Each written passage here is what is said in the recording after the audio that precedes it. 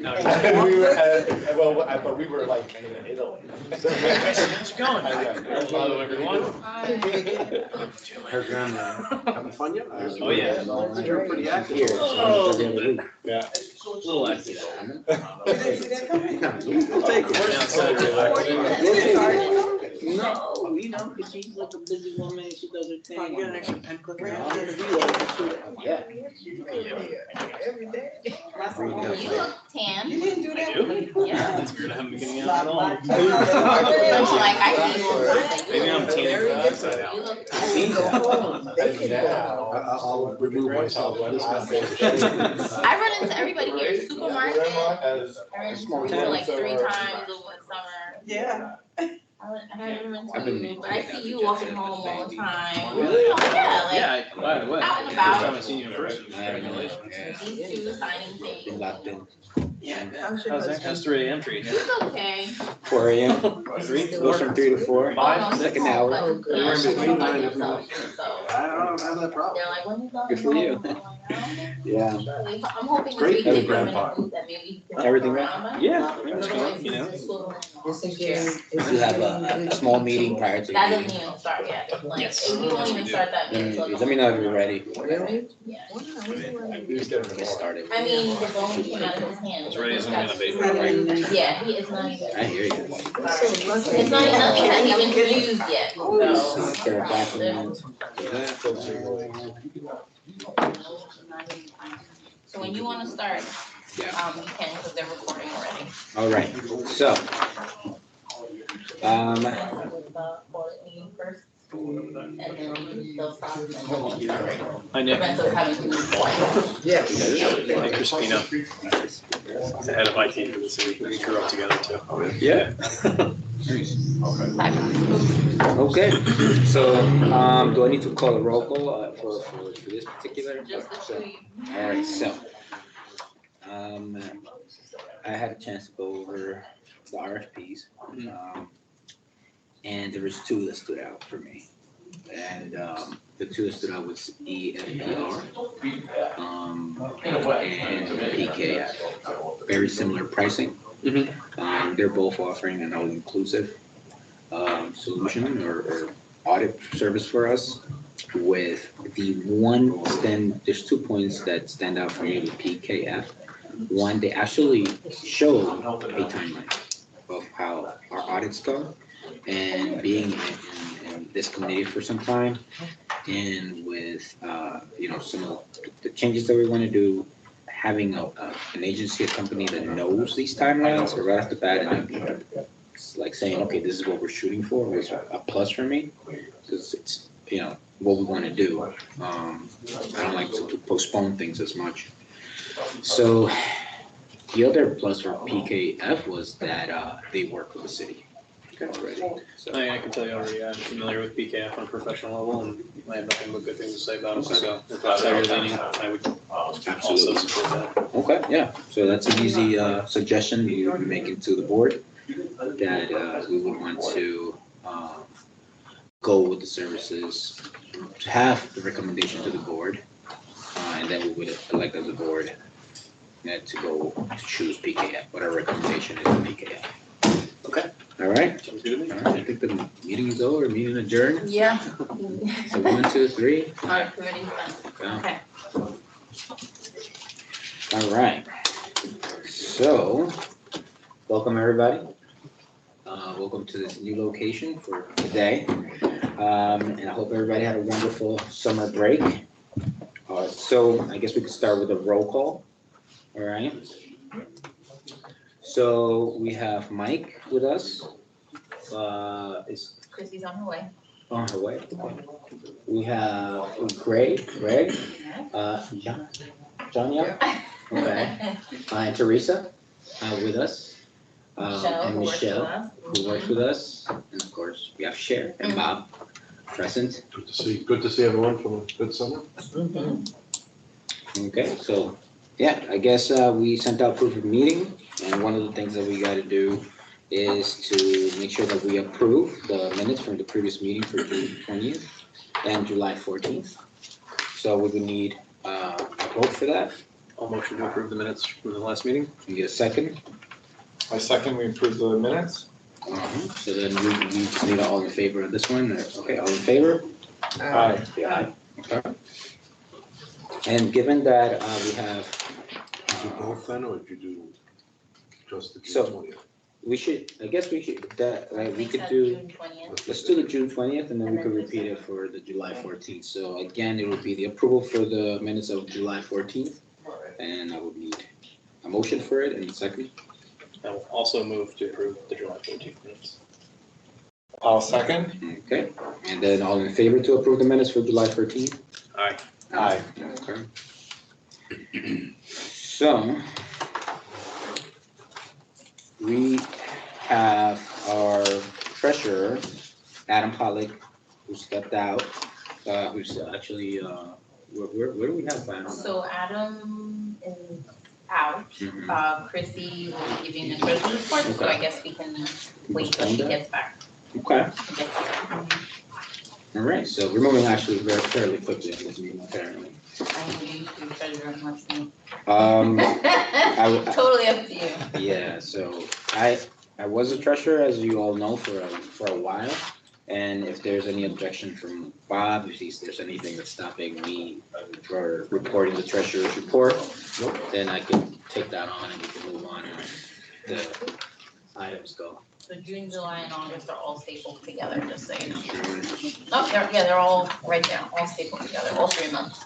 so we have July, August. I have July and August So here. the first, it says opening as of June 1st, right? So that's June, right? And Then opening as July. then July 1st, and then you have the other one that has August 1st. Okay, I missed that. All right, so we're gonna start with the one for June. Okay, so opening balance was 314,121 with 39 cents. We had total of deposits from AT&T, Central Hudson, and Tucson T-Mobile for the sum of 12,803 with 27 cents. We had payable check number 1055 to 1061 for a total number of 11,278 with 18 cents. That means we closed out the month of June on 315,646 with 48 cents. Okay, so we have the payroll accounts, as you can see. The opening balance was 67. So the payroll is actually, this is one of the newer items that we Right, yeah, because so now we have we have a payroll we have a account. payroll account, right? So we opened that month at 67,705 with 36 cents. And so we closed out the month, as you can see, all of the payments made or debit accounts made here, and closed out the month for 56,204 with 80 cents. The application funds staying the same at 14,137 with 50 cents. The tenant account, 2,500, staying the same. And our money market account went from 751,082 with 23 cents to 751,236 with 56 cents, with an increase of 154 with 33. So we would have to make a motion to approve the report for the month of June. And so we need a motion and a second.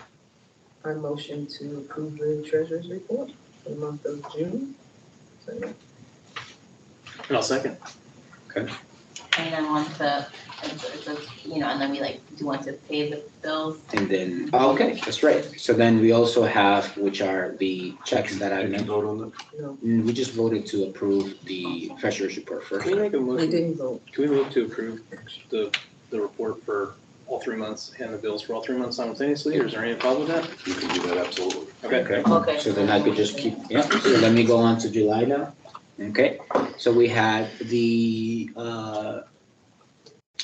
opening balance at 315,646 with 48 cents, and we received checks from AT&T, Central, and T-Mobile, 2 of them, at the amount of 12,913. And we had no checks written for July, but we did have payroll. we opened the payroll account at 56,204.80 and closed it at 49,495.28. Application fund staying the same, lesser tenant account staying the same. The money market account increased from 751,236.56 to 751,396 296.07. Okay, so that is for the month. I'm not getting confused here. Yeah, so that's for the month of July. So then we move on to the month of August. So we opened up the account at our opening balance $328,559.48. This is welcome. We had deposits again from AT&T, Central, and T-Mobile for the sum of $12,928.82. We did have checks payable to from the check numbers 1058, 1052, 1062, 163, 1064, 1065, 1066, 1067, 1068, all for the amount of $8,138.04. Closing our balance of $333,350.26. The payroll account for that month opened at $49,495.28. We closed it at $42,546.55.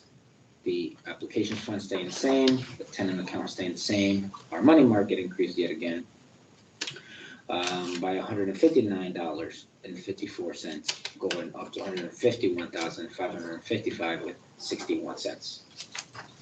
Can I just add that check number 1065 for myself on August 1st?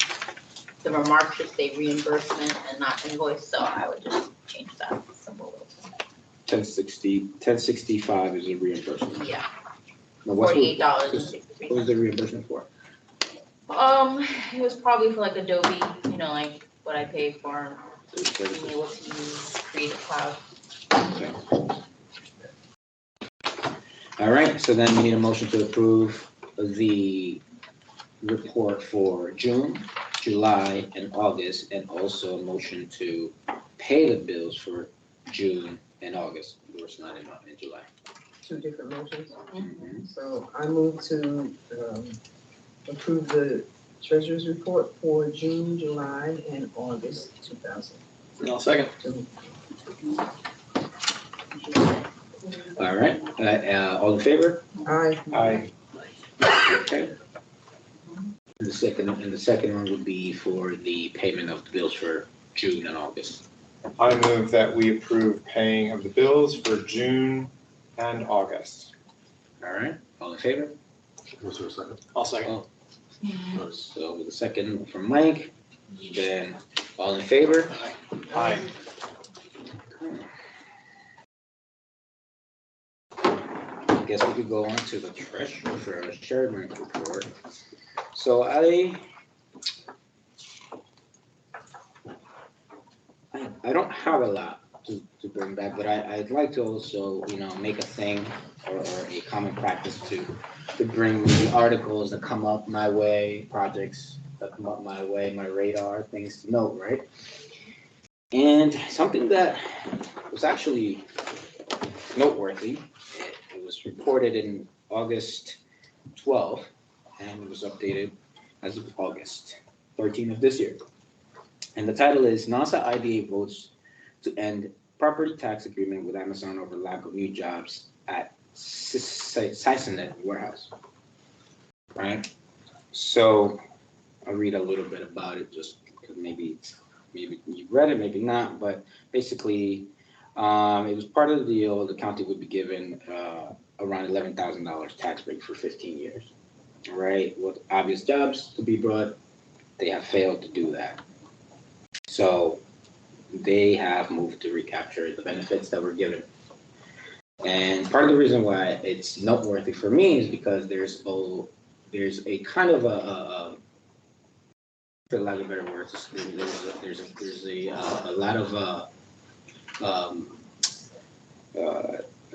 conversations had public figures talking about IDAs and how IDAs are being put in a negative tone. You know, I would say that when it comes to the Newburgh IDA, I believe in everything that we're doing. I believe in everybody that's in here taking their time, right, volunteering their time, and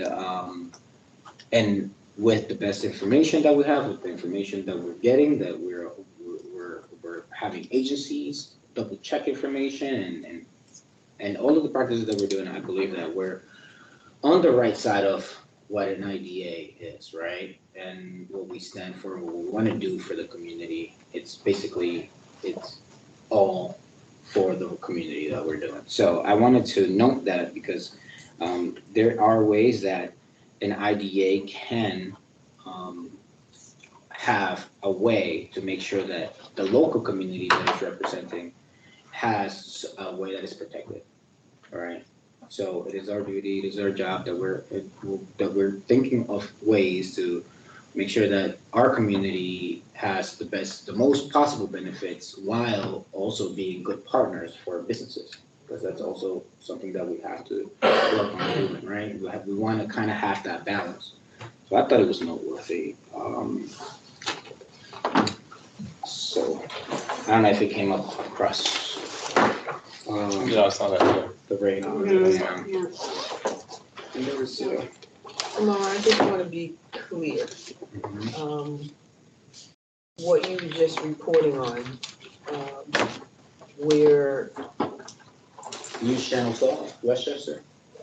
okay, Mhm. so I wanted to hear, thought I heard Yeah. Nassau or something. Mhm. County, It was the went to Nassau Long County, Island. it was the Nassau County IDA, but the source is I from see, okay. that news Mhm. outlet. Mhm. Yeah, it just happened to come across like that. You know how the algorithm of things knows what you're looking for, and then it feeds you the stuff. So I guess I'm a sucker for this information. So your main point was that we need to sort of be cognizant of promoting the good things that this particular IDA is doing, as opposed to, as some kind of counter response to the bad mouthing that's happening. So thank you for actually asking, Yeah. because it allows me maybe to expand a little bit, right? So my takeaway is that we are in a position where we can actually be beneficial to a city. Mhm. And with a certain rhetoric, it can be taken away. Done right, it is a great tool, in my opinion. That's why I'm doing what I'm doing. So I found an example of an IDA that's actually saying, you know what, this is not going to work out for a local community. It's noteworthy and it's brave, and it's something that I would say, I expect us to make tough decisions like that in the future if we're ever in the same position. Okay. And also Thank you. noteworthy that it's in our toolbox. A lot of people say we're just giving things out, No. and that there's no repercussion if you don't do what you're supposed to do. And this is evidence that IDAs have the ability to do recapture and do reverters and things that they say that they will do if the right number of jobs aren't provided, the right number of benefits that are supposed to be provided. So it's good. It's a good example. Mhm. Thank you. Thank you. Anybody else? You want to tell us about your really big news? Oh, I've been showing photos. We saw pictures already. Oh, okay. Yeah, I got photos here, yeah. So then, this is not something that I would say, is a typical report of a chairperson, right? But I think it's actually important for us. It impacts us and almost every board in the city of Newburgh. So it's public information because it's a resolution that was voted by the council. So the resolution number is 35-2022. What does it do? The adoption of this resolution has implemented a uniform policy and procedure for the appointment of individuals seeking to serve on the city's boards and commissions. The executive office, the city clerk, and the corporation council are responsible for administering this policy, right? So what do they vote? They voted essentially that they would be appointed. The council would be the ones appointing people on boards. So if it's new to you, I want you to sit on that and think a little bit about it, right? Because it says a lot to what an organization like ours, let's say us, right? We know and we get to know the projects as they come in. We become very intimate with this, with all the information, right? So whenever we would look for replacement, whenever we look for somebody that has left a spot, maybe would like to, whatever happened, right? And they've left an open spot. I can speak for the IDA, and I would say I've had similar conversations with other board members. You know, a board member, a board person knows what that board needs, or is kind of like, you know, what it needs more than a council person, in my opinion. In my opinion, a council person has certain responsibilities, which are a lot. So now this actually adds more to their plate. And it's not a real democratic way to look at things, okay? Let's call it for what it is. And so, you know, when it comes to us, and again, I've spoken to other people at other boards, right? So for the Newburgh Industrial Development Agency, it's the council at their pleasure, which is great. But we have no say, apparently. That's kind of I don't know. You know, what does that say? It's why I'm bringing this up. What does that say, right? It's just. That takes the diversity and the community out of it. And just make, like, we're community members Mhm. who are trying to support our community, not on a paid basis. Right. We're dedicated in a different way Mhm. and making it different. So, you know, I'm just putting it out there. This is what's already set and it's done, and within some of the methods of appointments, the city manager has a lot to say, and who on a lot of the boards. So, I saw that list too, and interestingly, the preservation committee isn't mentioned. ARC isn't mentioned. The on that? ARC, the ARC is not appointed by the okay. So, council. you know, it's not your typical chairperson's report, but I think it's important for any board that falls into this thing. And it's good for us to keep in mind, you know. You know, all of us are spending time, our own time, and volunteering, doing this because we want to see Newburgh better, you know. But we're gonna have less say as to how we operate. So, just a thought. You could. So, I don't believe in anything other than being sovereign. So what's the opportunity here? Well, Because it seems like, one, we might be in a position to make recommendations. Right. We might give, through our relationships with the city council, some sense of what our needs are, what we're doing. Right. And that might seem like a possible informal relationship, but something that starts informal could also become a practice, an iterative practice that can be replicated and repeated. And as opposed to maybe some of us feeling like we're gonna be on the defensive now, because at any point, someone could just be pulled off, and I know there's history there. And I'm here as a result of that negative history, but I don't own it. Right. No, and that's not to say anybody here. Right. So I just absolutely- wonder if there's a hope way that's to not taken that formalize. I wonder if there's a way maybe to spend time about, like, what do we want our process to be? You know, periodically, do we look at See, what else we need and make recommendations like that. I think what you're saying is what is logical, right? What's the smart Yeah. thing to do. I'm not- I 100% agree with you on that, but, and I don't want it to become a debate. I just No, wanted I to bring don't. this information forward Exactly. because it is us, right? Yeah. And we've been here for some time, some of us, right? And frankly speaking, I'll speak for myself. I'm not really like concerned about like what happens to me, I'm doing this because I really want to do it. But what I will say is that there is no space for that on paper Mm-hmm. to say we're gonna have a conversation. It's set in, so I'm taking it There is as some literal action taken. as it is. Mm-hmm.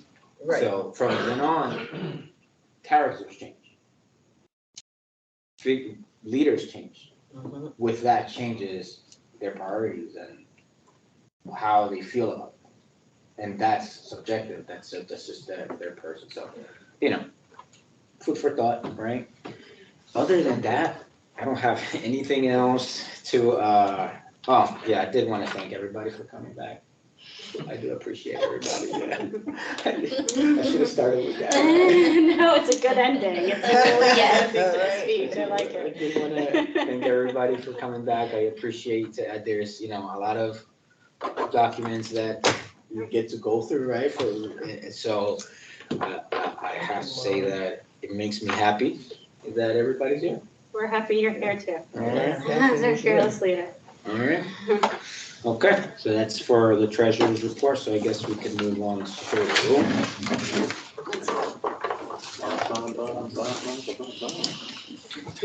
Council's report. that's right, the council's report.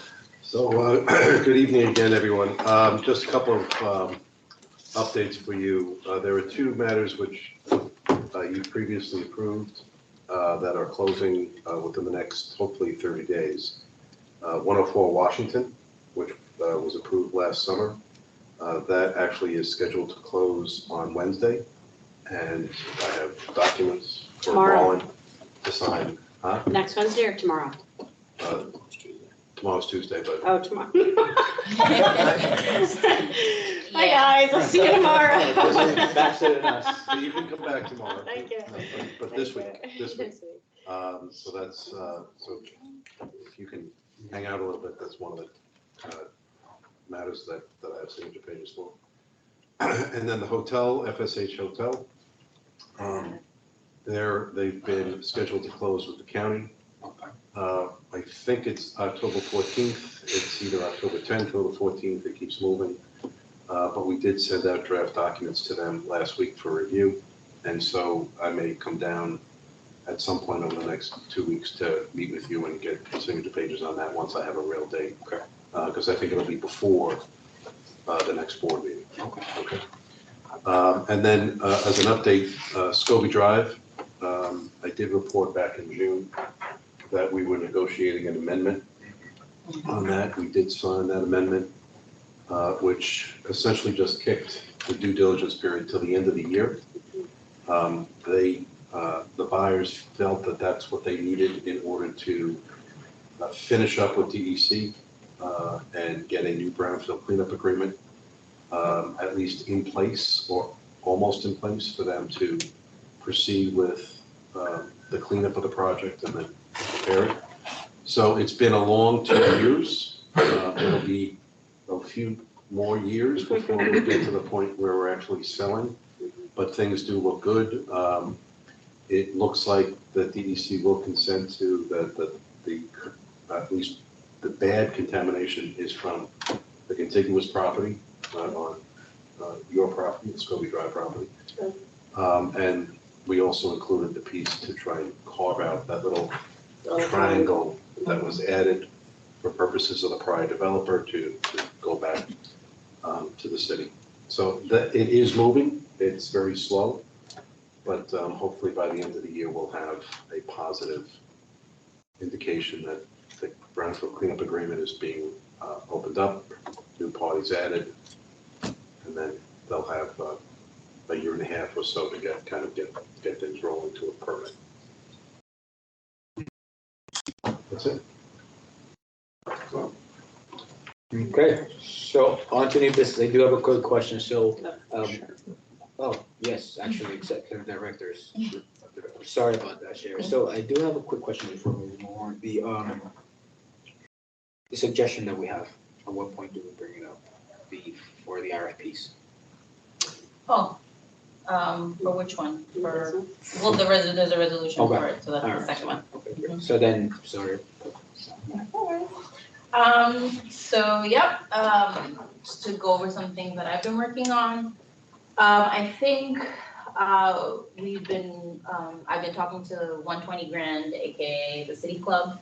I think, to go along with his timeline, we should probably be prepared to have a public hearing at our October board meeting before, which, what date is that? But you all have already approved allowing me to schedule a public hearing for that, so I don't need you to do that, but that would probably be October 17th. We would have the public hearing probably October 17th.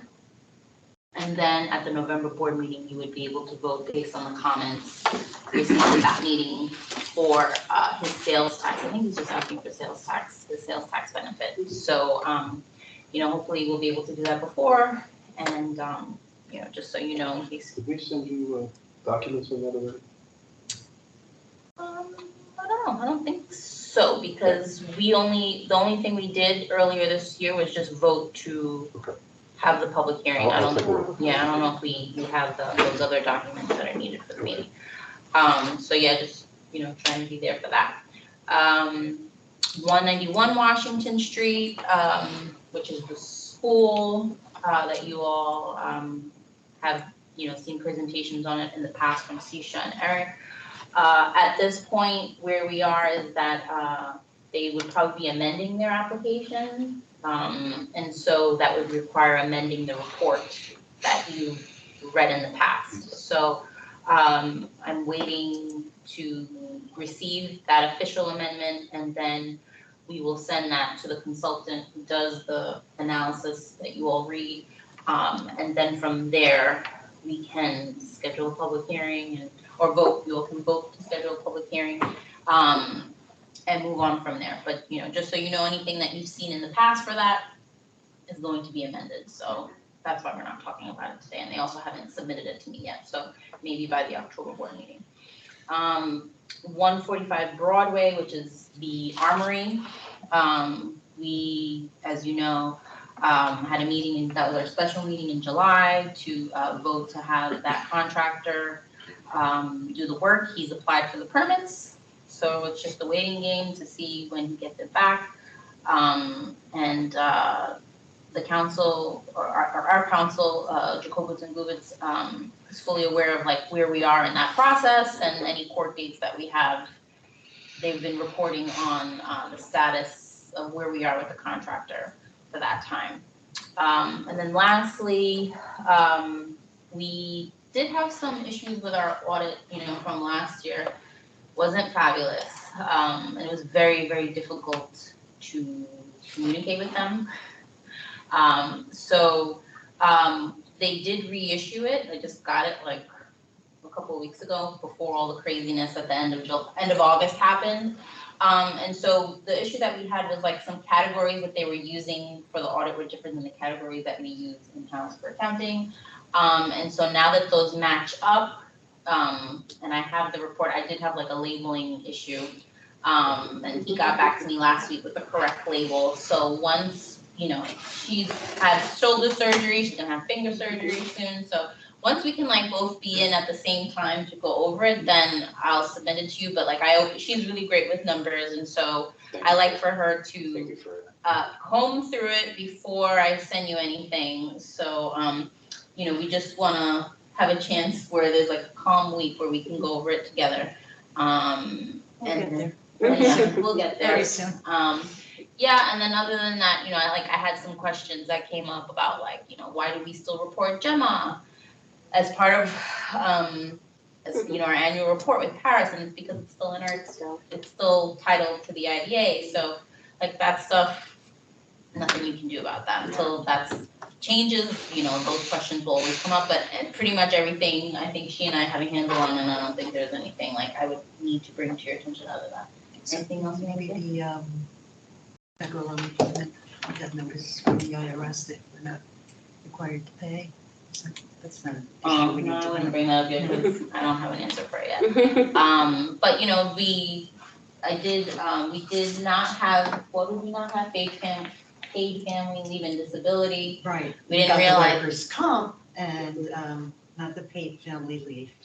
Yeah, that's just kind of growing pains we had, So we making a have, payroll that never existed before, so. Yeah. Now we have that and, you know, and it's just moving forward. I do have one other project, I'm sorry, that I failed to mention, I apologize for that. Lake Street, I think the property address, Belvedere, yeah, 207 Lake Street. 207 Lake Street. Mhm. There was a bond issue that you approved several years ago. There were code violations on the property, and the IDA was named as a party responsible, which you're really not, but you were named anyway. Right. Apparently, the violations have all been rectified, which is the good news. And the owner did step up and provide evidence and proof that everything has been rectified. So it's probably a situation where the department just didn't catch up to the clearance. However, there is a court date next week, and I'm having an associate from the office show up just to make sure that your interests are protected and that the case gets dismissed. And I think it's on the 29th. I think it's the 29th of next week. So I'll report back next month the results of that. But again, it was unfortunate to receive, but it's a blip, and we'll try and whatever legal fee you incur, we'll try and pass on to the borrower because under the documents they're responsible. Yeah, everything that's in the IDA name, we get a notice for, somebody would like a piece of, you know, to have us responsible. Deep so. pockets. And then I call Bob and then we figure it out, so. Good. Okay, Can I have, answer? Do we have any partnerships where we are liable in some way? Just our rentals, I would imagine, right? The leaseholds. No, because everything is, under the documents, are pushed back to the ultimate owner with liability. And so any straight lease transaction that the IDA is into, you're in the chain of title, but the lease documents push all that back to the owner. So, the bonds, again, once you issue bonds for a particular project, everything is assigned to the trustee of the bonds, because the trustee is then responsible to make payments to the bondholder. The only liability that I've seen in my time here would be the properties that you own, which some have issues, environmental issues, and that was, my understanding is the agency was given title with very little choice from the city, and it was some time ago. So, but to answer your point, I'm not aware of any. good question. All right, so I guess we could move on to new business. And so we have 700 South Street warehouse project presentation. So you all have this handout, Yes, we this do. is a separate one, they're gonna present. Are we all supposed to? Yeah, really. One side of that? Nope, yeah, I left that empty. Thank you. So I'll just start off by saying that this is just a preliminary Thank you. meeting, we don't have anything to vote on here, this is just an Aren't you lucky? introduction. Thank you. To introduce you all to their project. Thank you all. My name is Charlie Bazillo. I'm outside counsel for National Builders South, which is a subsidiary of National Realty and Development Corp. from down in Purchase. Well, actually, no, from down in the city. Down in the city. Down in the Yeah. city. I keep saying Purchase. They moved within the last few months or so. We are contract purchasers of what everyone I think probably knows as the DuPont Stauffer site on South Street, corner of South Street and Pierce's Road. We are proposing, we are in front of the planning board right now. We have actually in front of the zoning board also for some variances. But we are proposing to construct about 414,000 square foot warehouse facility there. The site itself is about 50 acres. We would develop on, I think, around 20 or so of those acres. Roughly 20, there's a 20, capped 21 area. acres, yeah. So just the short issue about that is, as people probably know from being in the city, that site had a pretty severe amount of contamination on it from DuPont's long history of operating on that site. They did go through a very extensive remediation effort on that site. Right now, they do have what's called, for essentially, a final decision from DEC that the site has been cleaned, but cleaned to the extent that it could be developed for commercial development, not for residential, not for a park or anything like that. They have an NFA, NFA. no further action. No further action, what essentially is a final decision from DEC. And what they basically did is that they took stuff off the site, they cleaned up other portions of it. Some of the material that was taken to the closest end of the site next to 84, to what's called, they call it the North Landfill, if you will. It sounds more ominous than what it really is, but they consolidated in that area, put a cap over it. Our proposal doesn't go anywhere near that. We are on the area closer to the corner of South Street and Pierce's Road. The project, what I provided in a package here is one plan sheet of about 30 plan sheets, but it gives you an idea of where the building sits on the site, the size of the building. We would access the site from South Street. The trucks coming in and out of the site would access the site from South Street. The employees and visitors would come in off of Pierce's Road. We are currently working with the state DOT to get approval for that access. Because strangely enough, South Street at that point is a state highway. It's not a city road. It's not a city. Go figure. It took a while for us to find it out and get confirmation from the engineering department. No, it is a state highway It's at the that best point. plowed street in Newburgh. Probably so, Yeah. probably so, right? So, unfortunately for us, it makes things more complicated because dealing with the DOT is not always fun, but it's fine. But the DOT has admitted it is theirs, right? It is theirs, so, yeah. So we are working with them and have an application in front of them. And we have moving along in the process with the planning board. The planning board has declared themselves lead agency for the secret review of the project. I believe they have included this board as a potentially involved agency in that circulation. And that probably happened A year a ago. year ago. Yeah, so if you don't remember it, it's probably happened about a year ago when we started that process.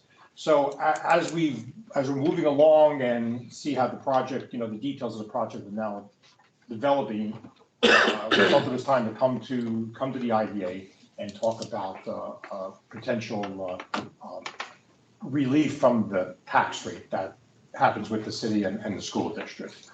I heard the chairman talk about that is one of the things that IDAs are set up to do. So it's it is so. In the information I gave you the map, I gave you the environmental assessment form to give you a little more idea. But the last page of that package has a tax analysis, a rough tax analysis right now. And if you take the unabated rate that the city and county taxes are combined with the school taxes, and if you assume that this project will cost somewhere in the realm of $25 million, we end up with an annual tax of about 1.2 million. And that's with the land valuation not going up. The land valuation, it's not real low, but it's not real high either. But I could see a situation where perhaps the city assessor would say, well, now there's something nice is on that project, maybe on that piece, maybe the land value needs to go up too. So I think we're looking at a minimum number there, about 1.2 million. Frankly, that's a killer for the project. That's probably it runs out to about maybe 2.7, 2.8 per square foot. Just not competitive It's in just the not world. competitive. It's just not competitive. So We took, Did you put our other building in the town? I did not, I did not. So we have another building. We developed an industrial park on 17K called Northeast Business Center across from the airport. And I have C&S Wholesale Grocers and NFI and who else? A. Dewey Piles, a whole bunch of, it's a pretty large industrial park. We have a 500,000 square foot building, which is comparable in size to this. This is gonna be a 416,000 foot building. The tax rate in the city, in the town of Newburgh, works out to about $1.45 a square foot.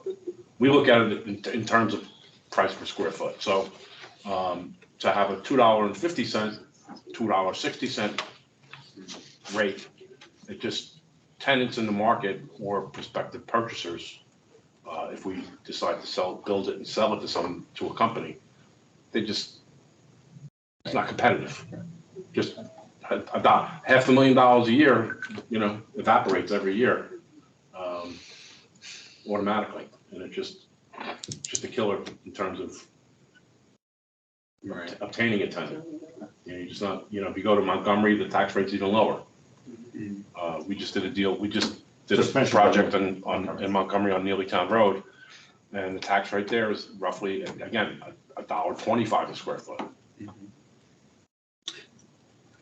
So, the areas in Orange County where these kind of facilities are going, Brian mentioned it, Montgomery's one, town of Wallkill's one, town of Newburgh. Two of those are very close to here. The town of Montgomery actually has its own IDA. How that happened, I don't know, but somewhere along the way, that town has its own IDA. They and the town of Wallkill have their own. So when you start comparing the uniform tax exemption policies, the UTEPs for the city versus maybe Montgomery versus the county, there are differences for these type of facilities. You guys have, as I understand it, a 10-year abatement period. The county for a facility of this type could go as high as 15 years. Montgomery, sort of like the next town over, they could go as high as 15 years also. Now, their 15-year abatement period deals with what they call adaptive reuse projects, where they have a thing where they've realized it, and there's a few examples like that in the town of old buildings that need to be rehabbed, and pretty much if someone's not going to redevelop it, they're going to fall apart. This site, in my mind, is kind of like that. The buildings have been taken down, but it has a stigma about it. And the idea that if it's probably something you could consider this to be as an adaptive reuse of this, and particularly since it's pretty much designated only for commercial development. It's fallow land. Yeah. Nothing's going to be developed on it unless it's a warehouse. I mean, environmentally, the DEC will never allow residential. You have a 50-acre site of which you could use maybe 20 acres because the rest of it is contaminated still. And whoever buys it, suckers that we are, have to. We're venturesome. You have to plow your way through this stuff. Yeah. But you end up having to buy environmental insurance, which is just a crusher in terms of additional costs.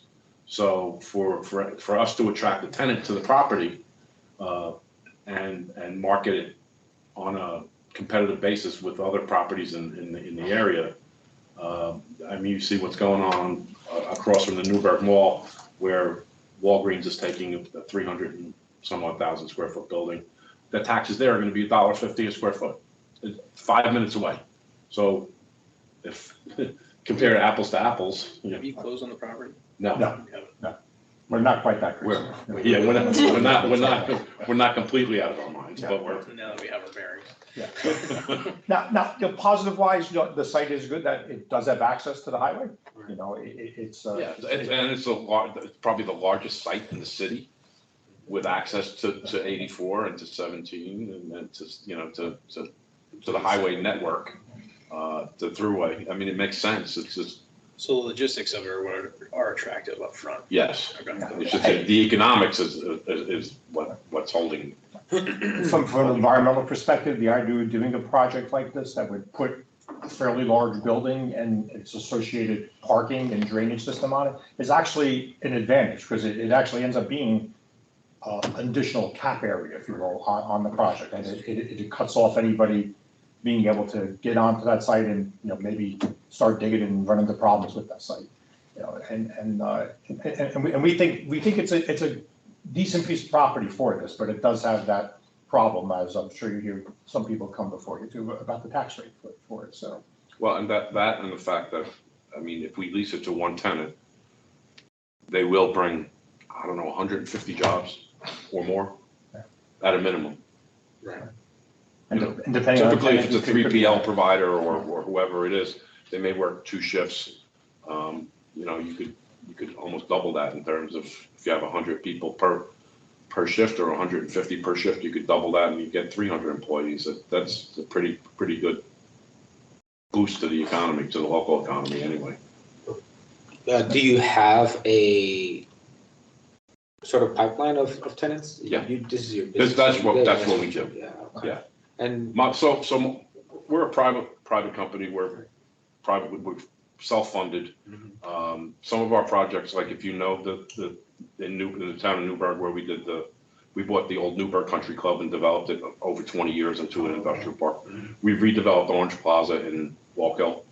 When it was a failed mall, we bought that from GE Capital and then brought in Walmart and Kohl's and everybody else. That's our MO is bigger industrial and bigger retail projects in the Northeast. have you had and I don't know if I missed it, but have you worked with an IDA in the past? The only IDA we've ever done work with, we built a condo development in New Rochelle and we did an IDA deal. Okay. Typically, we shy away. Okay. We don't like to be put in handcuffs, but sometimes. Well, Brian can say that. I've worked with the county IDA and the town of Montgomery IDA, the town of Waltham IDA. I think you guys are all really nice. It's not, I'm sure they're very nice, Absolutely. but their forms and their procedures and the rules, It is another layer of complication. Right, it adds a layer of We have a wonderful reporting. executive director here. that- I heard her speaking earlier. She's very, She's great, very, so we're here to, if everything, whenever we have projects coming, we now, I would say, are better in position to have a good interaction. So, we're. I'll tell you what I was tortured by the town of Montgomery Planning Board for, 4 years? Yes.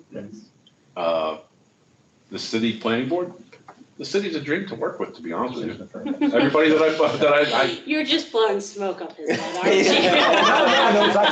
no, Charlie can attest to this. Just 'cause I'm here. No, normally it's like, listen, the planning board wants the property developed. The city, the sentiment in the city, I think, is, Yes. listen, it's an eyesore, it's contaminated. What can we do to put something there? This is the highest and best use. And, we're sort of an old school development company. We're dinosaurs. We're not public. We're private. It's our money. So we have a lot of faith in ourselves. So if we're going to do something that's of this scale in a certain market, it better be right. And we feel that the property is pretty well developed the way we're planning it. Do you have a timeline, like how long from beginning to? Well, that's a good question. Well, once we get the approvals, construction-wise, you're less than a year construction-wise, probably 9 months, 9 to 10 months. Yeah. But we have to finish the planning board process. We have to finish with state DOT. So we're probably. We're still in the throes. The DEC still has to approve. Still wants to prove what we want to do there Right. too. Right. Well, in terms of our process, generally, we ask applicants to participate in our fiscal impact analysis study, just to have outside consultants verify jobs, tax ratables, all the good stuff. Yeah. And yeah, I mean, I think our process is relatively easy. We're not so bad. Yeah, I mean, I just want to say, like, my only hiccup that I see in the whole thing, and maybe Bob can chime in, is approving benefits before you know who the tenant is, and so I don't know. Hence the problem, because we don't know who it is. We're actively marketing it for lease. We don't have a specific tenant in mind yet, but you can rest assured that any company that, whether the building is rented as one whole block of space to one tenant or sliced up and rented to multiple tenants, building of that size, the 150 employees is really, we're trying to project it as being conservative. I think the important part to walk away with is that you just have to commit to some sort of number. Right, oh, So- exactly. Exactly, 100%, right. Right, exactly. And that's where the nature of the building defines itself. You know, it'll be a warehouse logistics facility, so you can be pretty assured that this is the number of employees something like that would generate. You know. Yeah, I mean, we know from experience what buildings of this size, the amount of employees that generally work in those facilities. You know, CNS was sort of an anomaly because it was a really intense pick and pack. They had like 400 some odd employees in a 500,000 foot building. Right. But if you do like an automated warehouse, even with an automated warehouse where they have everything, you know, the robotics, whatever, there's still easily 100 employees in a facility of this size. I mean, between, and also part of it is, well, who do you consider, is the guy who drives the truck an employee based that he's out of that building, but he's not in the building, right? But he's cutting a check. he's parking his car in the parking lot to go drive his truck. Right. So, So is your purchase of this building contingent upon IDA benefits, or you would purchase it anyway without being sure? we haven't made that decision yet. Okay.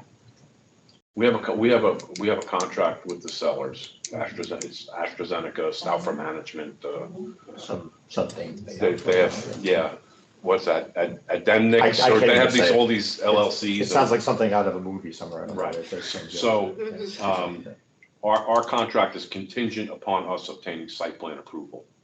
It's not contingent upon obtaining IDA financing. However, we have the ability to walk away if the economics don't work.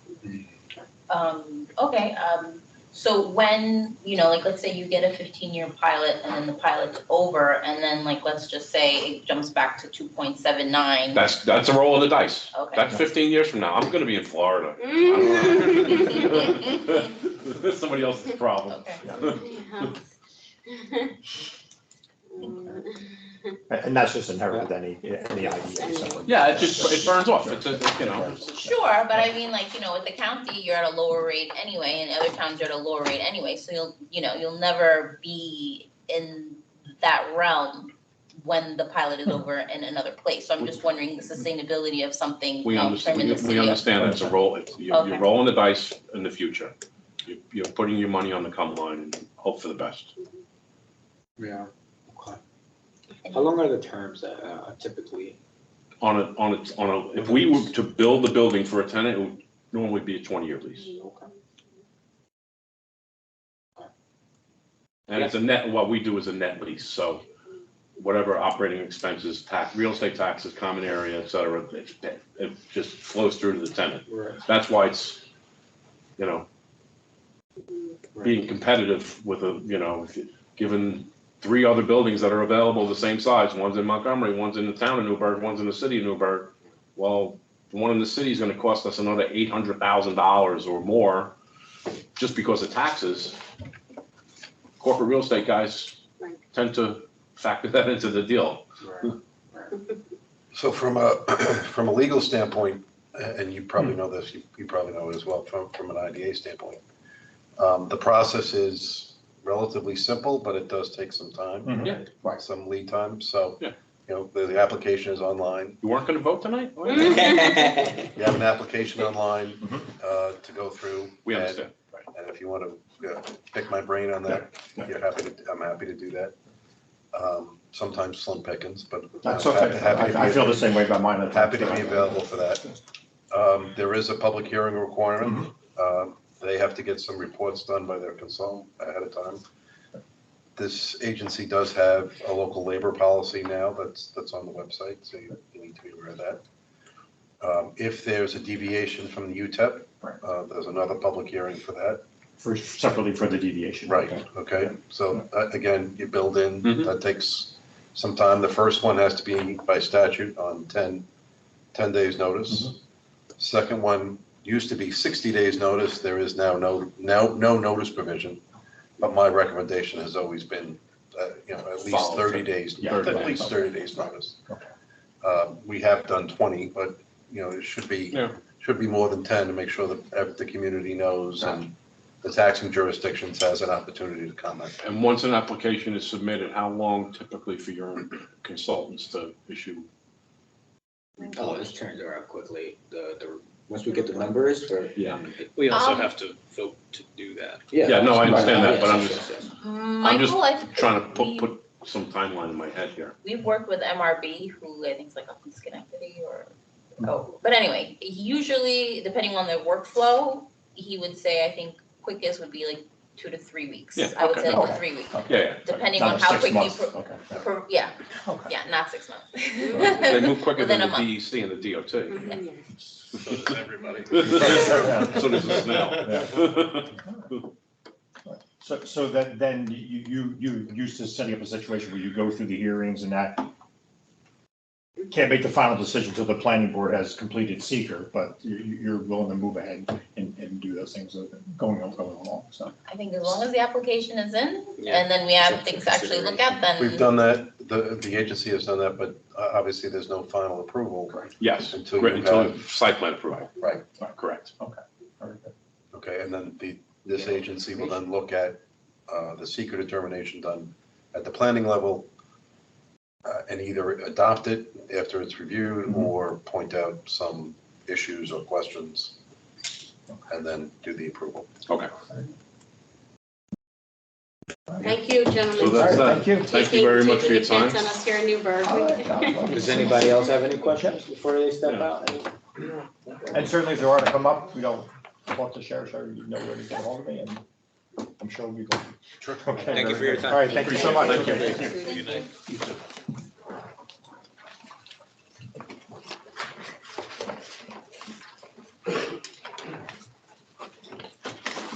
All right, so where were we? Okay, up next, so the foundry, the sublease approval, resolution 2022-09-1901.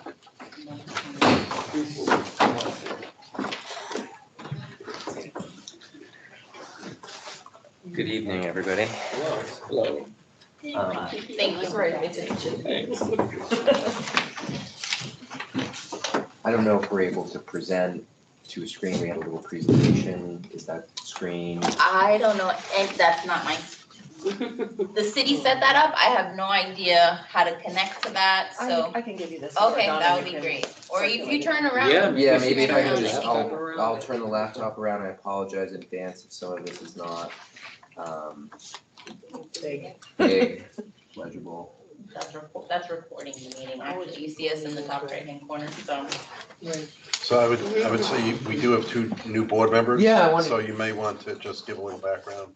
Sure, absolutely. I'm Andrew Shriver. I'm one of the developers of the Foundries. My counsel, Michelle Ryder. Everybody, I'm Michelle Ryder, I'm from Containment and Ryder, which is a local law firm. Our office is at 641 Broadway in Newburgh, and we've been in the city of Newburgh for 50 years. So, happy to be here tonight. So then maybe just before we start, we came, just for their benefit, we came before the IDA, I believe, starting in November of 2020 and worked very closely with them as we sought to close on the purchase of the Foundry. It had been owned by a previous developer who went into bankruptcy. He was got into a lawsuit with the existing HOA, the board president of which is here tonight to speak on our behalf in a little bit. And as a result of that lawsuit, was forced into bankruptcy. We jumped into the bankruptcy auction upon learning of it in August of 2020 and worked for over 9 months to close on the purchase of that property against many odds. in addition to working with the IDA to facilitate that. We're now approximately we're 2 years out from purchasing the property. Since closing in May of 2021, we've been working to source a construction loan and a tax credit investor. We've successfully sourced both and are on the precipice of closing both that construction loan and that tax credit investment. And so we're here tonight to give a status report on our progress, in addition to seeking consent to some changes that are necessary to facilitate that tax credit investment. I think that's probably a pretty good, background there. So I wanted to start, I'm sorry. He has ears everywhere. Texts me and he said you could do an email from them. He can send you an email. He would need your email and he can send you an invite to join Teams. So it's up to you if you want to do it like that or if you want to. I think we should just proceed like this. You got It's it? not that- not that Does big of a everybody have space, yeah. Okay, we can- You have- I mean, if he can move quickly. Okay, so then let's take the time to do this then. Let's send them What? the. Hold on, I probably have your email. Hopefully you have a team. Andrew at think it's the Microsoft Teams. atticlabs.info. I think he's gonna send them an invite, and then I think on Teams. He needs Andrew's email, which I have on my phone, so let me paste I was ready to it. go for the record. That would assume you have 90% connection sure you here can though, access internet. I do, right I do. from that board for a while. I don't wanna touch that board because, I don't know, but you got I sent it to you, Nick, so, you should just keep refreshing your email. I'm sure in the next 30 seconds, you'll get an invite to Teams. Do you want to move on to the next resolution then? Well, they're trying to do that. We The audit? to save, yeah, that takes 2 seconds. Yeah, take it. Alright. Might as well. Nothing like wasting time.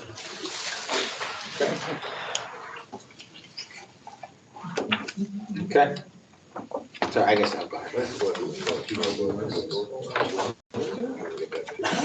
Yeah, you can leave it, ajar a little bit, and if anything, you can always hang. Then duly authorized to bring about the resolution 22091902, the selection of the new agency annual auditor.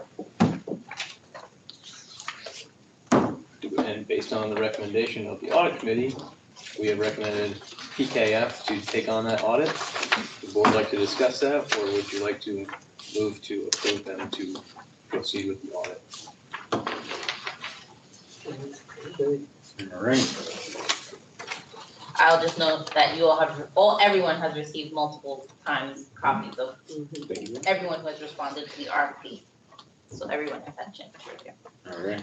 So we need a roll call for this You one, need right? a first, a We need a second. motion to approve resolution number 2022-091902. He's gonna send me an invite. I move to approve resolution number 2022-0919-02. Do we have the name PKF in that motion or no? I wrote it in. Okay, Yeah. awesome, good. Alright, so then we need a second and then we need the roll call. I'll second. Alright. Okay, Marlon Ramo, Yes. Christina Amato, I have to abstain. Michael Kelly, Yes. Adam Pog is absent, Gregory Nato, Yes. Teresa Priester, Yes. and Robin Yanni Pearson. Yes.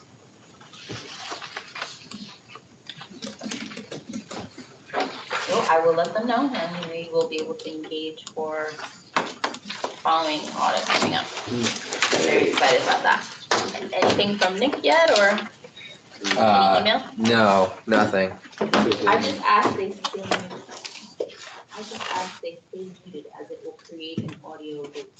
Alright. Okay, I don't know. I understand, I can mute it. Okay. Did you give me did you give me? So he needed your email and you were gonna get an invite from him for Teams. Did You you sent get me I your- sent it to him. Andrew at atticlabs.info? Yep,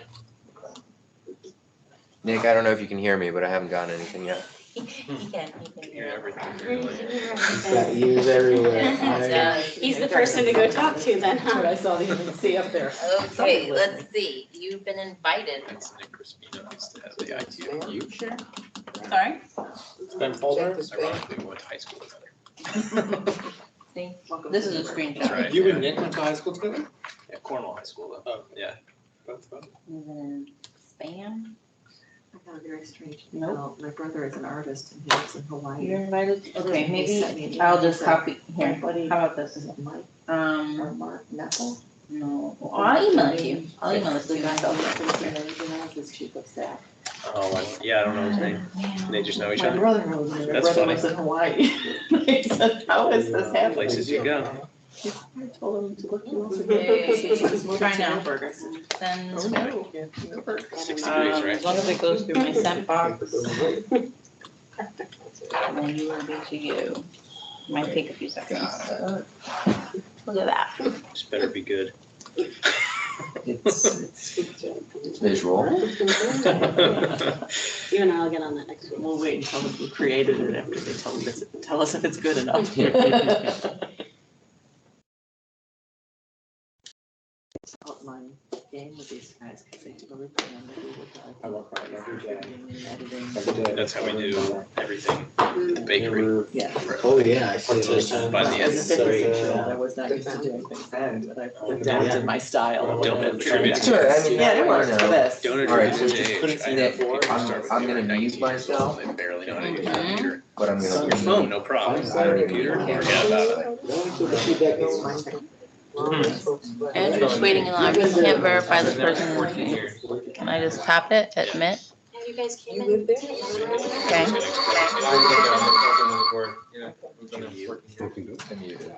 I know. Well, he's connected.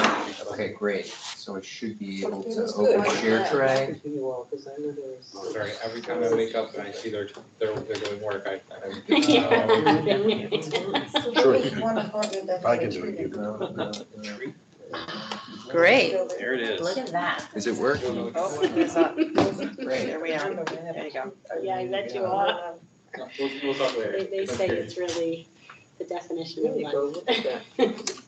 This is like, so he's always watching now. Awesome. Whoa. Well, there's a budget That's the meeting, part I'm so it's talking Who like, about. says we can't put him so in it's like, on, how does he have the budget? All right, Nick, thank you so much for the support. Appreciate it.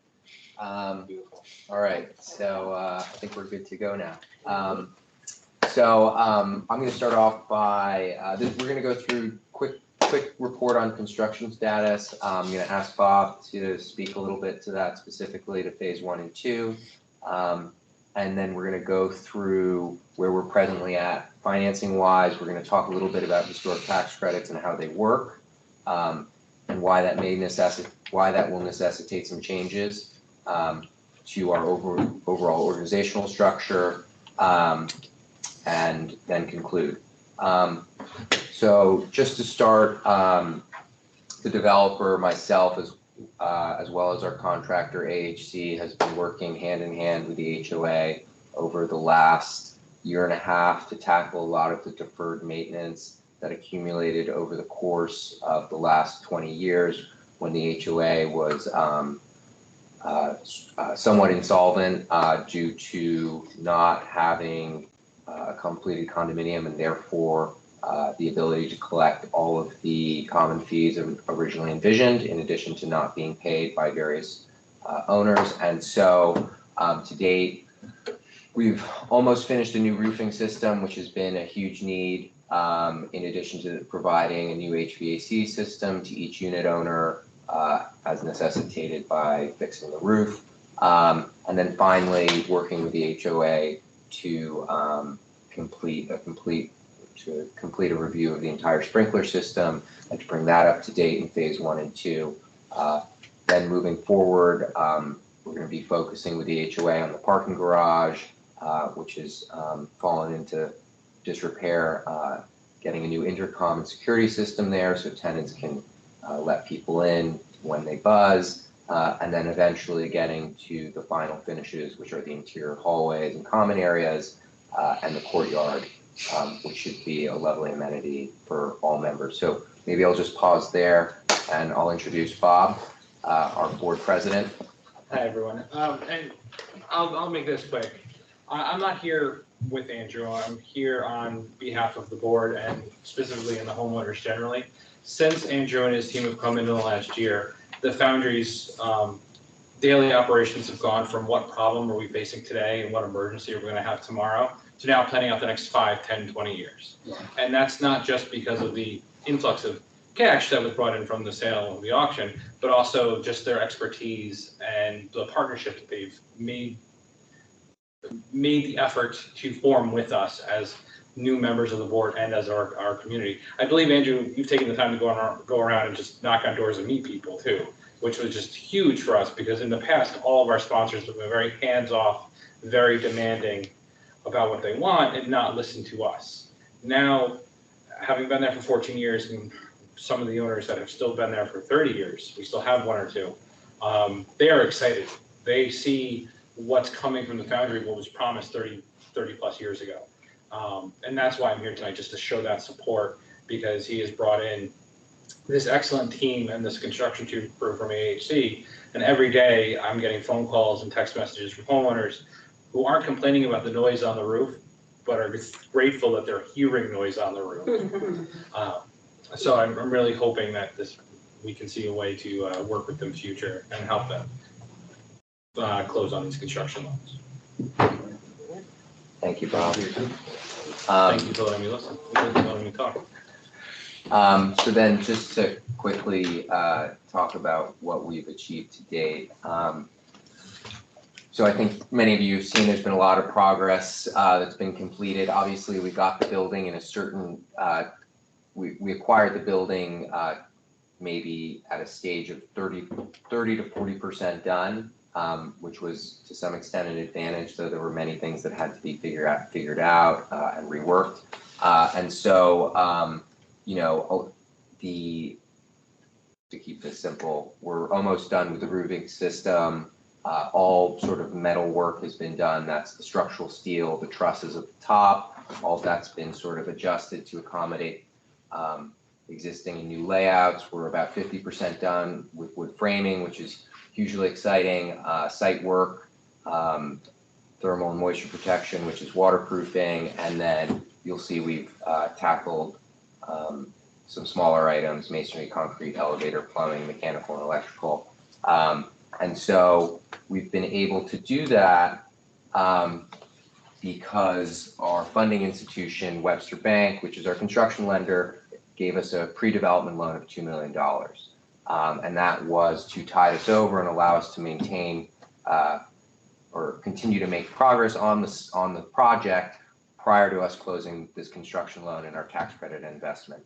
So this is meant to give you an idea of exactly where we are in the capital stack of the project, right? These are sources.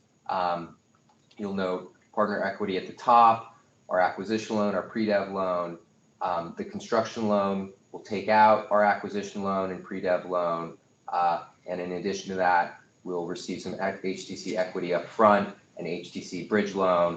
And then when we flip to perm, once we've completed the project, the permanent loan will take out the construction loan, and the remaining HTC equity will take out the HTC bridge loan. So I'd like to flip it over to Michelle now just to talk a little bit about some of those mechanics and how that works, how we facilitate that tax credit investment. And I'm going to take some of the acronyms out of it because it takes a long time to understand all of this. This is, in some sense, a classic financing, but there's this additional element of Andrew refers to it as HTC, that's the historic tax credits. When the Foundry guys initially came to this board and made their application for IDA assistance, they also disclosed at that time that they would be seeking historic tax credits to fund part of the development. So that's always been kind of in the works, especially for you two ladies here who weren't here at the time. That was in their application. We discussed that.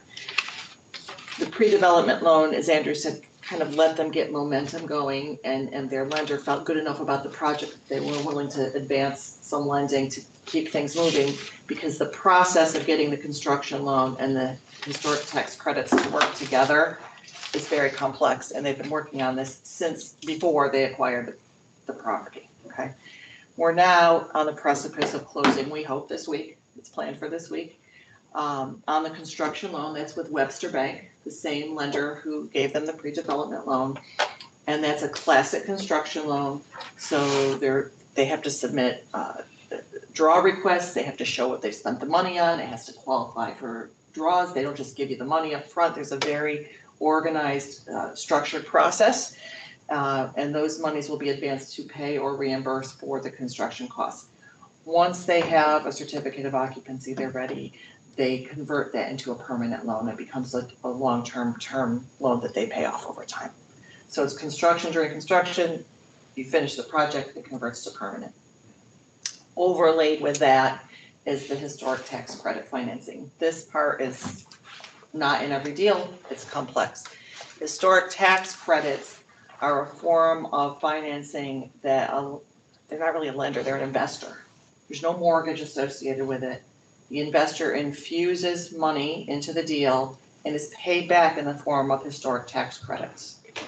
Okay, so they advance money, it comes in a couple different installments. The first one was in that middle column that you showed. And then those installments are made throughout the deal. They commit to it at the same time, so we're closing on both at the same time. We get the construction loan, we get the historic tax credits. The historic tax credit investor is an affiliate of Chase. So we have Webster Bank with the construction loan, and Chase is the tax credit investor. In order for us to give them those tax credits that are generated by this project, they come in as an equity owner of 10% of the deal, essentially.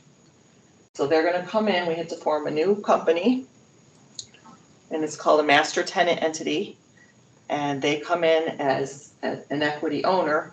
These guys are still in control. They're the general partner of that entity, they're the managing member.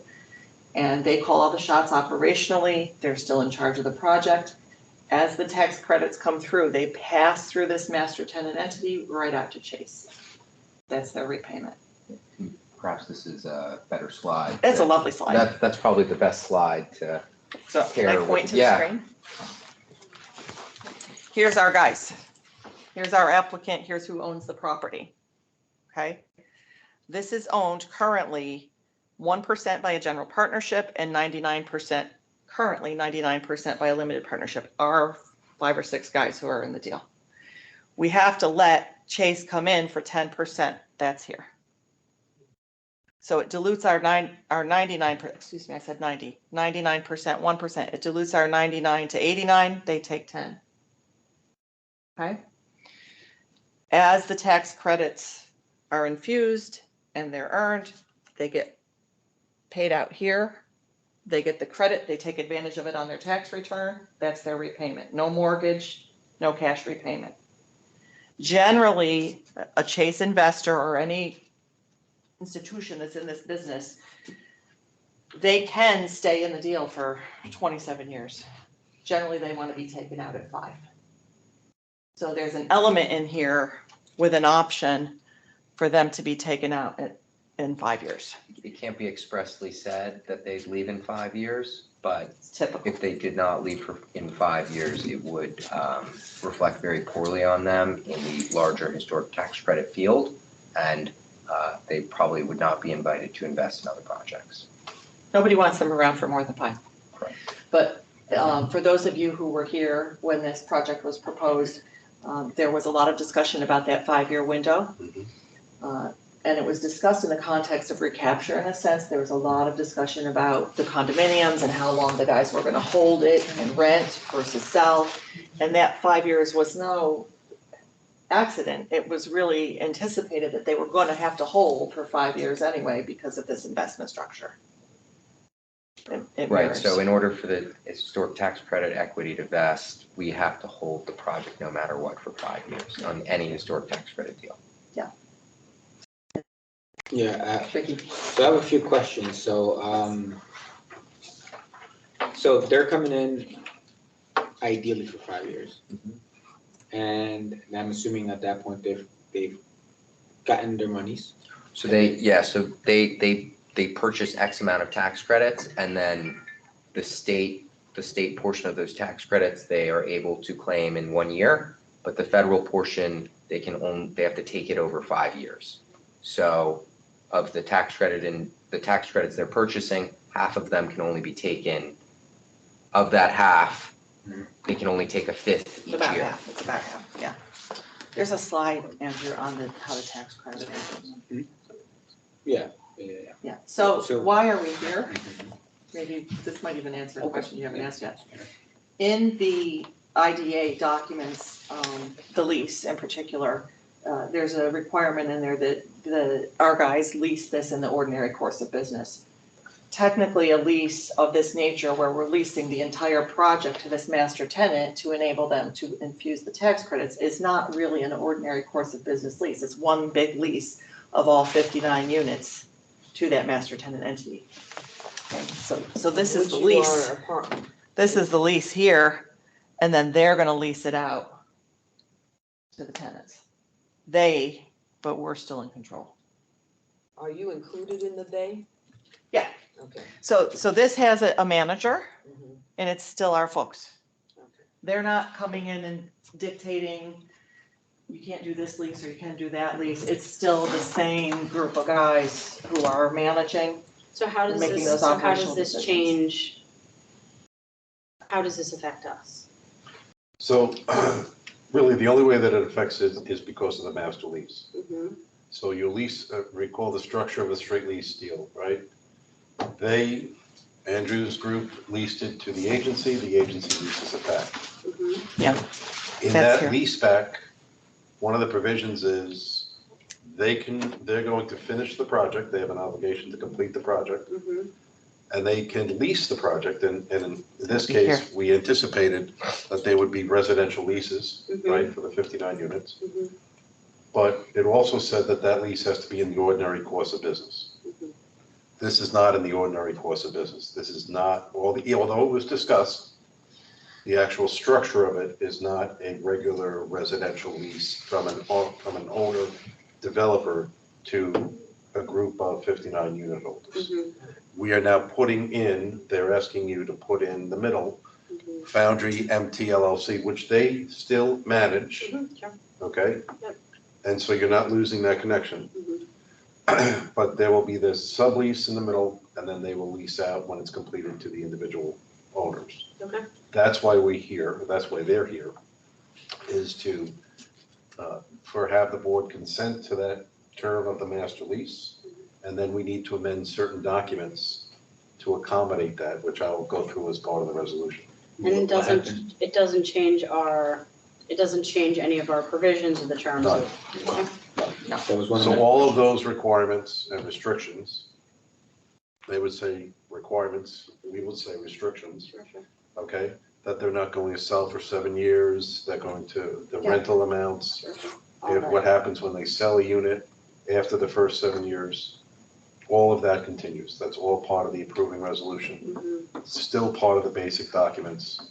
Many of the basic documents we're not changing. Yeah. We are amending the lease to provide for this. We also are amending the lease to provide for the construction lender, which was not known at that time, so that was left blank in the original documents. We also are amending the payment in lieu of tax agreement just to clarify for the assessor how the pilot will work. The assessor had some question of when does the first year actually begin? Mhm. And although we thought it was clear, we did clarify for them that is when the improvements are complete and a C of O is issued. So once they have completed everything, that's when that next, what's called the state tax status date, which is always on March 1 of every year. So if they complete the project in 23, Fall of 23. fall of 23, the pilot will begin with the state tax status day on March 1st of 24, and then continue after that.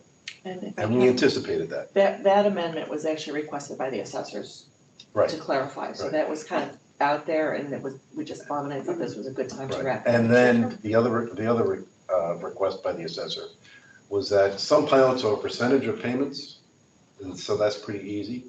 This was a set dollar sum, Mhm.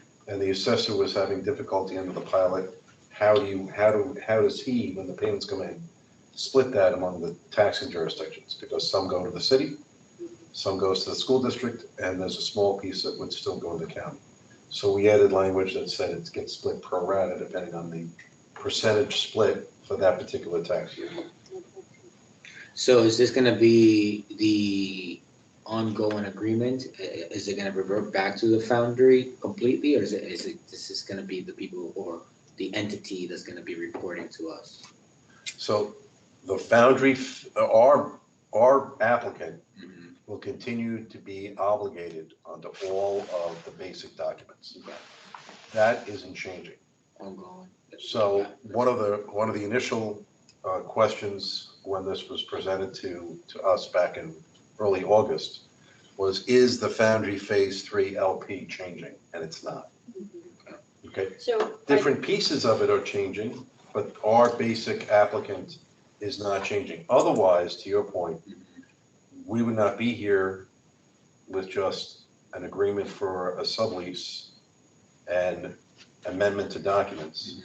We would be here actually with a new application, with a new public hearing, and an assignment and assumption by a new applicant. All right, and then that would be up to you to decide if you would allow them to assign and assume the benefits that you've already approved. The applicant's not changing here. The other thing that happens in connection with the financing is that the mortgage, the Webster Bank mortgage, has been reviewed as it would always have to be reviewed because we're in a pilot agreement and we're in this lease arrangement. We can't mortgage that property without your attorney looking at it. So Bob has reviewed any documents that impact the IDA with respect to the construction loan as well. We would not have needed a consent on any of that, but he's been looking at all of that simultaneously to make sure that it's Right. protecting. And we have recommended certain additional provisions to the mortgage, and the Webster Bank Council has agreed to that. And to summarize, all that does, all those amendments do is recognize that, yes, you're a signature on the mortgage in order to allow them, because you're in the chain of title, to allow them to get the loan. You're not, you don't have any liability on the payments, which is real important. And also your, what's called in the documents, unassigned rights, essentially your rights to seek recapture, okay, and then seek enforcement if there's default. All of those are preserved. So even if the Webster Bank were to foreclose out the property, okay, because, and they now are the owners, your unassigned rights continue so that you could still seek recapture against the applicant. Now, if the applicant, if the project blows up and it's foreclosure, chances are the applicant, there's not a lot left, but you at least have that right to do so. I have a basic question. Go ahead. Now that so here's my question. What exactly is our relationship to this project? Because I've heard it once or twice, but I think maybe I can absorb it better now. Sure. So the Foundry came into the board in the late stages of 2020 for an application for financial assistance in the form of a pilot, a sales tax exemption, and a mortgage recording tax exemption. Okay. The board approved that in July of last year with certain restrictions and requirements. There's a certain number of jobs that have to be required to be maintained, okay? The project needed to achieve completion in a period of time, which they're on track to do. The certain percentage will increase, it's limited. And So, then, yeah, I understand that, so Okay. that's good. I just thought that there was something also particular that's different, Well, there so, was a So- past to it that kind of got wiped out by their new application, correct? Or I'm sorry, say that again. their past, our So- past interest in the foundry. So there was a reverter interest okay. that the IDA That's what I was maintained, trying to understand. that if certain things didn't happen, the IDA could come back into title. In order for them to get their initial mortgage loan from Webster Bank, the IDA had to surrender that reverter provision. Okay. You have the recapture rights to get all your financial assistance back. Lawyers can disagree on provisions. The reverter was very old. There were some provisions in the statute that supported the continuing right of reverter. And there was also some case law that said the right of reverter was extinguished because it was too long. It hadn't been exercised over a period of time. By its terms, if I remember right, it was a 6-year. It had 6 years Yeah, I to think develop you the and I property. both agreed it probably was extinguished, but It was up to dated to 90. I would never concede Perhaps. that. I would never concede that report. it would have been a good argument. I think it dated to 91, so it's Yeah. Yeah, it very went old. back, it was revised, but there was a still requirement on the IDA to ensure completion of the project within 6 years. And that was in, the 6-year period would have run in 2003. And the IDA didn't do anything, arguably didn't do anything for an extended period of time. So did that inaction negate the reverter? People would say yes. I would say no, but there was enough of a question that it really was not worth fighting because this property, clearly where it's located, needed to get done. We would not have been able to close on the Right. acquisition had you guys not extinguished that reverter. Exactly. I mean, Well, and Mainly then they because came the back to us lenders for changed a Right. pilot, which then put them back on the hook. So, Thank you, it's the past that Mhm. was, Yeah. because I'm like, don't we Can have I some ask you- different kind of relationship, but now I understand, in the past we did, but now it's more typical. This package of benefits is kind of a classic Yes, traditional right, okay. set of this benefits. financial assistance, there's nothing unusual with it. What happened in the past was extraordinarily unusual, made more complicated by the fact that the sponsor changed at least twice. There were related sponsoring entities, and they all were in bankruptcy for 15 years? About 15 years. It was a long time. Yeah, it was long. And, well, you would know. Yes, it was a very long time, and I don't want to really And have she my- doesn't want to relive come that back right history. now. It was a really We- painful history. Colloquially at the Foundry, we like to talk about that as just the past. The bankruptcy auction was very interesting. Yes, it was. Can I ask a question? Actually, can I ask a question of you guys? So Chase now comes in as a 10% LP equity investor. Are they come into what we're considering the original applicant? They are. So they're actually silent. 99% of this entity, Uh-huh, and we are the 1% controlling interest in that entity. uh-huh. This entity then gets 10% of this. As an LP. And that entity there, that they're the 99% 99, investor in, is in charge of creating the leases? No. No. Well, this entity is, but we're in control of that entity. We're the GP, we're the manager, so This, we this control GP this. is where all the And management that's just happens. purely Yeah. to be able to create the leases and funnel the revenue from the leases to the tax. The tax credit The- funnels up there. The tax credits get passed through to Here here, to here and to in here. order for them to maximize the benefit of the tax credits, they need to own 99% of the So if they're only gonna be around for 5 years, how do you extinguish that 10% equity?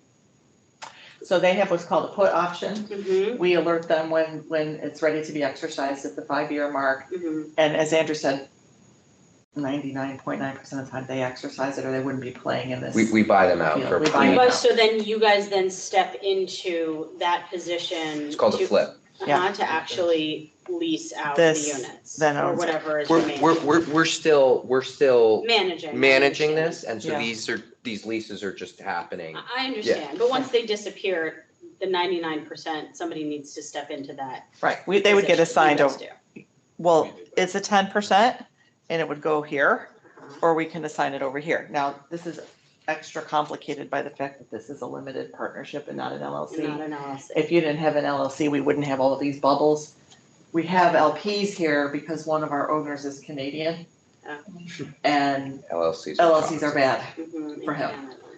So we had to create, believe me, it's created, even in my office, a lot of extra Mhm. new stuff because of the limited partnership structure, which forces us to have to do this in a traditional structure, you would have an LLC here and then a managing member, and you wouldn't have all of this. The key, It's just legal. I understand. the key for the IDA, for the agency is your applicant is not changing.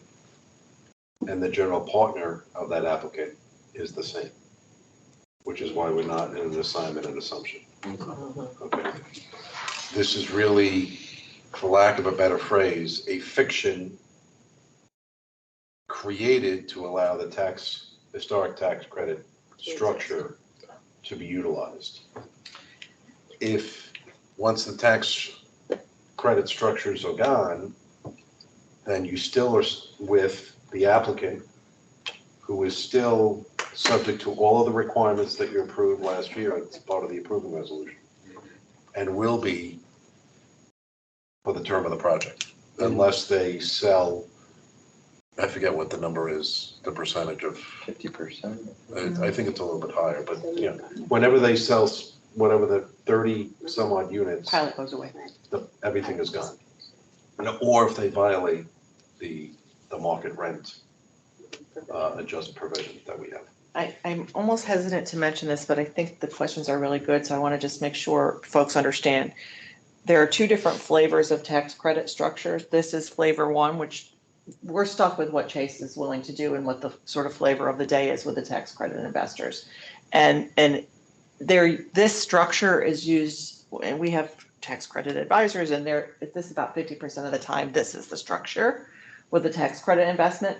For those of you who love to Google, if you're looking about tax credits, occasionally the Chase investor will come directly in here and the leases will stay there. That wasn't an option for us. That wasn't the structure they wanted. But don't be confused if you're doing some research on your own, that is a possibility. It's just not our possibility. This is the structure. And as I said, it's used about 50% of the time. So it's not unusual, complex, but not out of the ordinary. And I just have my last question. And it might be like reaching out too far into the future, but does this impact if at the point that they're looking to sell?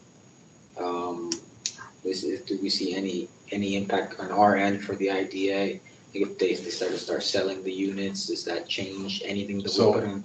It doesn't change anything that's in place today.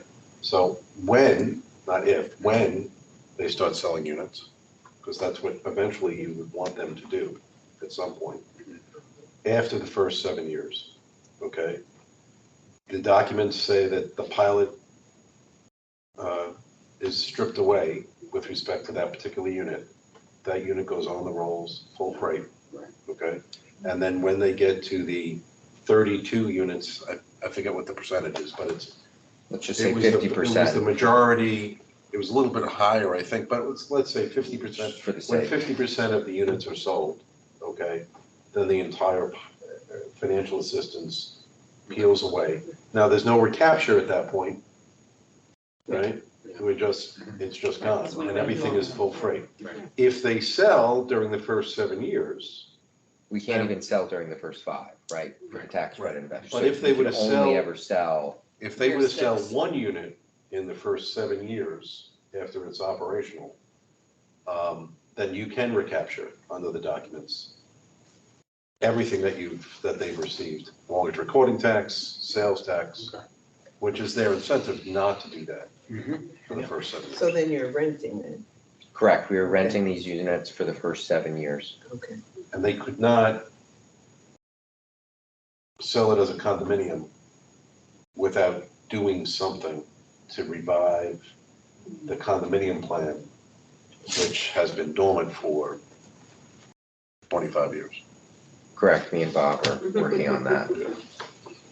Just so I understand, the purpose of what we're here for tonight is that in order for this to work from an equity investor standpoint on the tax credits, we need to have a legal structure in place that allows their equity investor to receive the tax benefits of a historic tax credit. Here for 3 reasons. Consent to, not even approved, consent to the lease, the master lease, okay? Consent to the structure that they've outlined. And consent to the amendments of those basic documents and then completion of what you've already approved, which is the lending documents, which we never entered into. Right. And so it's an amended and restated lease with the memorandum that's filed of that amended and restated lease, an amended and restated pilot for the provisions that I outlined before. There's certain ancillary documents that go with that. There's a transfer tax affidavit for the lease. There's a 412A real property form that goes with the pilot. So I'll send that out. They're projected to close on Thursday. So on Friday, we'll send to the assessor the new real property form and all the taxing jurisdictions and the new pilot, so that everyone, well, the amended and restated pilot, which really hasn't changed except for those provisions, make sure that they are all aware of the amended and restated pilot. The construction lending loans will be done, and one of the documents you're going to sign is what's called a mortgage recording tax affidavit. You can't record a mortgage in the state without paying a mortgage recording tax. New York is the only state, I think New York is still the only state in the country with a mortgage recording tax. You have an affidavit which says they've received financial assistance and they are exempt from mortgage recording tax payment. And then there's just some ancillary documents that are what's called general certificates that will be included, all of their new documentations, all of their amended and restated partnership agreements and consents that allows them to do what they're doing with the bank and with you. And then Michelle will issue her an opinion as to the due authority, that everyone is signing as the authority, and everything is formed correctly. No fly. It's a fly. A visitor. Making sure it was only a fly. It's only a fly. And with that, on Thursday, everything from their side will be closed. And then just to extrapolate out, I assume, when we close our permanent mortgage, we will have to come back. I don't think so. I mean, you just have to look at the mortgage at that point, and- Okay. And he would have to make sure, it's Yeah, complete. typically, if it's still with Webster Bank, Yeah, Yep, it will be. Yeah, they'll just convert the existing mortgage and that'll just be Okay. yeah, but I would alert him and, Got it. but there shouldn't be anything involved. All right, I don't, The construction mortgage typically doesn't get refiled. I mean, it just becomes the permanent mortgage. Okay, So, great. I Yes, have that was addressed. one simple question. It won't take even a minute to answer.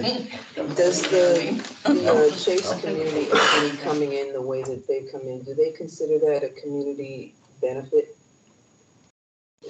So they have CRA requirements, Community Reinvestment Act requirements, which require them to lend or invest in areas that are considered hard to develop.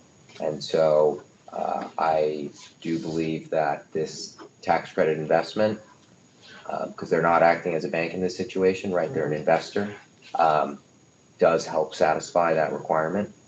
Also because it's historic tax credits aren't available everywhere. We uniquely have the district in order to be able to allow for that because of, community benefits. So I think it falls under that as well, right? well, it's a good opportunity for them to use that vehicle, because not only are we eligible for that in this community, but we also qualify most likely to satisfy those CRA thresholds. okay, Thank you. all right, I think, thank you, Bob, for expanding on this. Thank you so much for expanding on this and going over and doing this presentation. I am definitely very clear as to where I land on this thing. So if everybody wants to go ahead, or we need, I guess, a motion to approve the resolution number 2022091901. Oh, yeah. 01. In order first. Yep, so we just need a motion. I don't know if everybody feels comfortable with the questions and answers that we got today. But if so, Yeah, I move to approve resolution number 2022-09-19-01. thank you. And so we have I a second. second it. All right. just need a roll call. Yep. See, I'm not the only one who thinks tomorrow's Wednesday. I know, but I feel, I started. At least for yeah, that long. they were just, Oh. they were together, Got so I was looking at the wrong one. Anyway. Marlon Ramos. Yes. Christina Amato. Yes. Michael Kelly. Yes. Alan Fox is absent. Gregory Nato. Yes. Teresa Priester. Yes. Robin Manager. Yes. Thank you all. Thank you so much. Thank you for your time. Appreciate it. Why not? Thank you for coming. Thank you. Look forward to your sidewalk. Did you already I have love flags. Yeah, we do. We do, we We do. absolutely do. Even the fly. If we knew you were coming, we'd make. All right, so agency logo RFP committee? Sorry, yeah, so, we, received a few, responses for the agency logo. I think, I shared them all with you. I pretty much figured anybody from outside of New York State was not of interest, and so I've shared the ones that I thought. I mean, unless you all have somebody tonight that you want to say, who you want to engage, but otherwise, maybe we can just set up a committee with 2 people and we can have them recommend to the board who you all would want to choose, and then you can communicate with that agency or the agencies that have proposed. And then, yeah, maybe at the October board meeting, you can choose someone. Thought we were doing it tonight. I went through all of them today. We have a committee for this? No, we We didn't. didn't, but I think we need to see them sort of printed and up and look at them holistically. Well, I don't know if you've been through them, but after going through them today, some of them very wordy. There's a lot of proposal in them, for a logo, which is exciting, but it's also a lot. I went through them first and sort of read stuff, and then I was just looking to see, examples, what their other logos have looked like. And some of them actually don't even provide really examples, which I was kind of surprised about. And then some of them really took it very far and gave us like, what was it, a $36,000 proposal, which I'm not sure we really need for a logo. Or 60,000. Or 60,000, I yeah. think there was a $60,000. There was, but yeah, I mean, we could put up the examples. We could put up their examples. Yeah, like City of Newburgh logo. Were there any that you liked? There was, I really, personally, I really liked, there was a local guy from Newburgh, what was he, Cardwell Bosch? I don't even have my glasses on, I can't I read. know. But he was also very expensive. It was definitely, Yeah, high end. I'll just say this to you all, I went back and whoever, applied the first time the agency did this, like before my time, before your time, and there was some local people in there, and I didn't get a response back from any of them. Yeah. So, So this guy Cardwell didn't reapply, or he did? this was new, this was like Oh, first this was time for the new, majority of okay. them. He's just asking, is anybody in Newburgh, and I'm saying that there were some the Oh. first time, and they didn't reach out, so this is who we've got this time. So, So we don't have the whole list that was in the Dropbox? yeah, Oh, yeah, okay. I just didn't give you like the ones from India. Oh, yeah, and, yeah. like Wisconsin, because So- Well, yeah, that's no, really there not there local. were a few. May I There just was, interject and just say, we have a large number of graphic designers right here in the city.